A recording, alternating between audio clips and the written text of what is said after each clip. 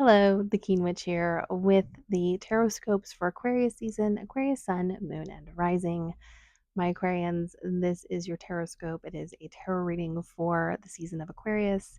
And also in there, I sprinkle a little bit of astrology because I do both and I can never stop myself. We start off with your signifier card being unconscious, which I think for this Aquarius season is very beautiful and telling. um, we start off with a conjunction with Pluto and Aquarius. This is a big cycle.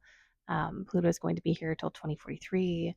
So much is going to happen from now until then, and all of your Aquarian placements are going to be activated. Over time, Pluto usually has a pretty big orb for most astrologers, so the influence is long and strong. But I think this idea of unconsciousness is just recognizing that a lot is going on under the surface for you. So much is happening that you're not going to be fully aware of, that you can't see. I think a lot of you are probably going to experience a lot of tiredness. Um, so be gentle with yourself. I do feel as though this Aquarius season for you all, especially, is going to be a season of deep processing and kind of having to go back and re-understand stuff. The year 2025 astrologically is just a massive year of shedding, of releasing, of preparing to move into new things that are in the process of being born, but will not be officially kind of cemented until 2026. So this is a massive year of turnover. I just think you should be aware and know that, the stuff that isn't really working out, it's okay. You have other things to do when you are not doing something.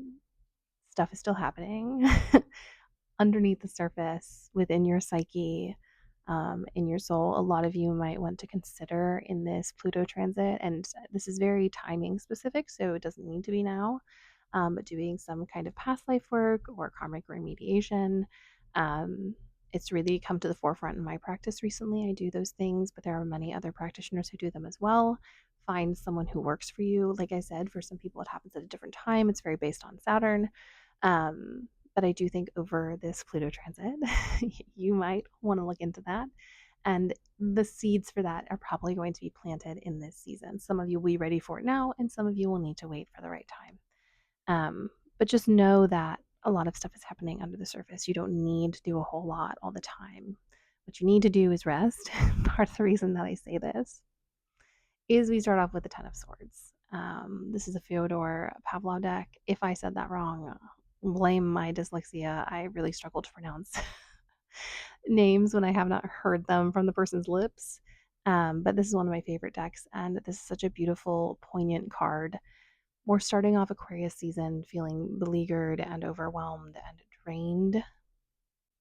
This goes back to what I said about resting, about taking time to be gentle with yourself. You know, this character is so overwhelmed and so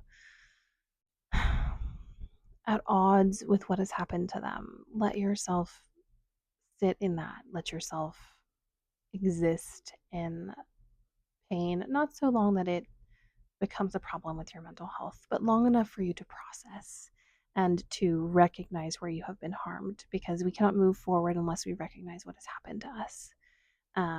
So sit with that, know that you're overwhelmed. That Pluto Sun conjunction is going to be a lot. Um, but as we move through, Aquarius season, we will kind of shake that off. And towards the end, we'll, have a clear view. I do love the next card because it is so full of hope and so sweet. We have the Page of Coins. And I love this imagery of, this person planting seeds. In all of this overwhelm and stuff, you are planting seeds. Maybe it is still subconscious with our unconscious indicator card, but there is a great opportunity, and the soil is very ripe where Pluto has already plowed it up to plant our hopes and dreams and our desires for the next 20 years. It doesn't have to happen now. And with Saturn and Pisces, it's, murky what the future holds, but know that you can plant these seeds. You can have hope. You can believe in the future, even in moments when the future feels so heavy and overwhelming. I do love the next card because we're getting all these pentacles, these little supportive cards after we get a swords card that's really tough. We do have the Three of Pentacles. This is a reminder to find people to collaborate with, to find people to invest in. Maybe you are the kind of master teaching a student or vice versa. But find people to share your knowledge with, find people to share knowledge with you.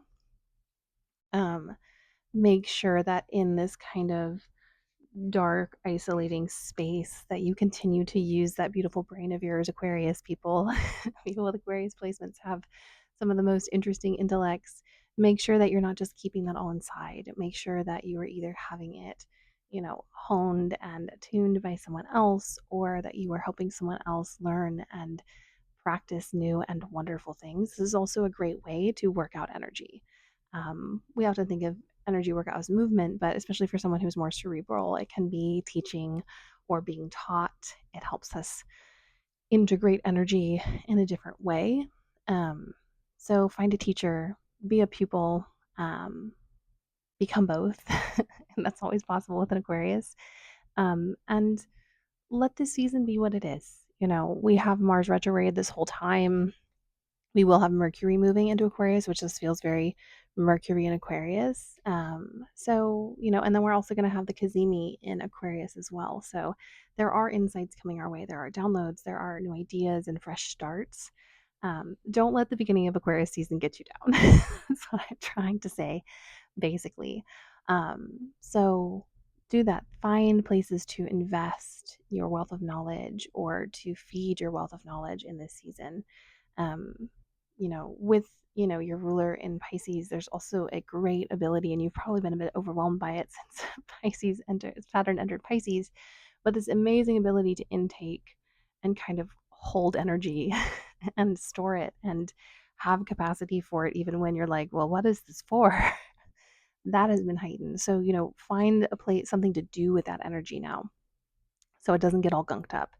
Then we do have the Chariot. This is a part of a greater and more expansive journey. This also feels as though, this is maybe something continued from 2022 because that was the year of the Chariot card in numerology. Where have you come? Where are you going? What is this, deep calling that you have to move forward and to find new things and to pursue knowledge and enlightenment and understanding. All of this is contained in this very content, intense Aquarius season. So, it's there are going to be warring moments. We also have a Leo full moon in this Aquarius season, which, while I know this card is associated with the moon, it is very solar in energy in this deck. You know, uh, we both have that sun in Aquarius, which is that solar energy, and then the moon in Leo, which has a very solar energy, even with a lunar moment, and it is going to be square Uranus. So, this desire to do great things and find greatness while having no freaking clue how to get there is very much kind of the ethos of this card. Allow yourself to not know. It's okay. And then, as kind of our bottom of the deck closing out moment, I do find this very interesting. We have the Devil. I love the Devil card. I love it in this deck. It is so beautiful. And, you know, the Devil is such a tricky card. And so often when I get a reading or, when it comes up, the impulse is to go to like obsession and entrapment and these things can be true. I'm not saying they're not. But it's also a call to do things differently. It's also a call to try something new, you know, to not think of pleasure in the ways we've always thought of it, to not think of pain in the ways we've always considered it, to play around with sensation, and this can come out in a multitude of ways. So be expansive and exploratory this Aquarius season. You're going to need that Ten of Swords to start with and that unconscious card. You're going to need an outlet. Find one. It may be a bit subversive. It may be something you never tried before. It may be you returning to an old coping mechanism that does have the capacity to, you know, that wasn't helpful, that has, in a sense, lost its function. but you need it for this time. And when I say coping mechanism, I don't mean anything that is harmful to you, but maybe obsessively reading books or something that I always really loved as a kid was reading like books about romance and fantasy and so returning to stuff that maybe we really invested tons of time in and maybe was a coping mechanism back in the day and going back to that and using it as something um, unexpected and fun, a little treat for ourselves during this moment. And then maybe because it is a major arcana card, we can integrate that into our life moving forward in a healthy way. So play, have fun, do the things that bring you joy. And I do think in this season, you know, coping mechanisms are there for a reason. Not all of them are bad, not all of them are harmful. Use the ones that you can use safely this Aquarius season to give you the release and the strength you need to move forward into Pisces season, which is also a lot of Saturnian themes. So it's going to feel like a Saturn world season a little bit too, especially with Jupiter and Gemini fruiting around. Anyways, my love, this is my reading for you. I hope it resonated, and I wish you a very deep and rich and beautiful Aquarius season. Hold true to your values and your beliefs. And I will see you on the other side or in a different video or somewhere else. I love you all. Blessed Aquarius.